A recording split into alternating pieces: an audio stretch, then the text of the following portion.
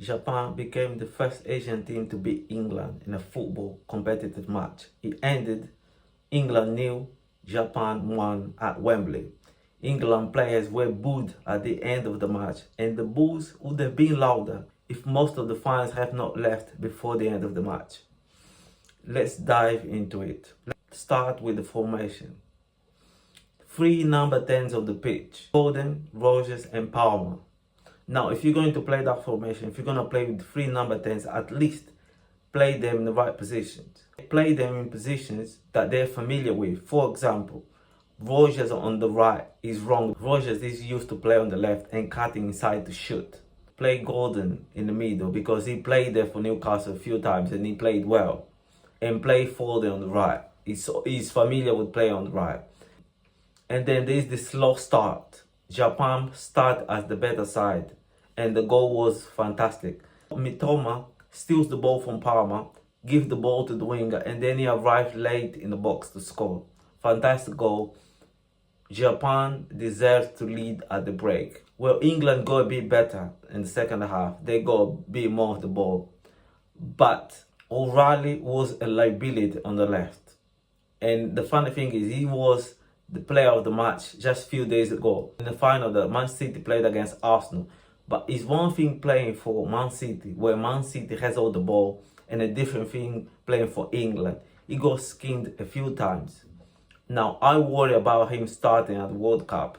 Now, Hall came in the second half and he played better. He linked up well with Rashford. There is still a question mark on that left back position. Thomas Tuchel's main problem is trying to shoehorn all his best players in one team. Now he needs to choose. I'm sure he must have learned from his mistake. There is no way he will play with 3 number 10s at the World Cup. He was trying to experiment, but the experiment didn't work. It was clear that England needed a focal point, a proper striker. And the funny thing is, there are strikers on the bench. How are you going to find out about those strikers if you don't play them? If you don't start them?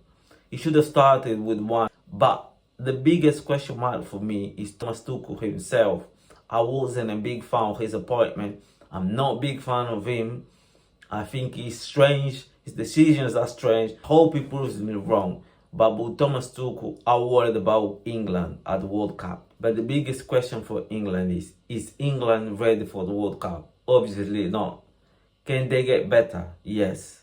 Do I have hopes that they can win the World Cup? No.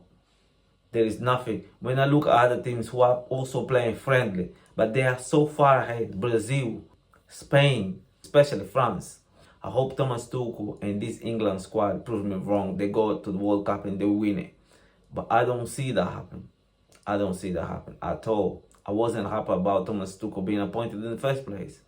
And now I'm not surprised that he is doing what he's doing. Anyway, thank you for watching. As always, don't forget to like, comment, share and subscribe. It won't cost you anything, but it will help this channel immensely. And I'll see you in my next video. Bye bye.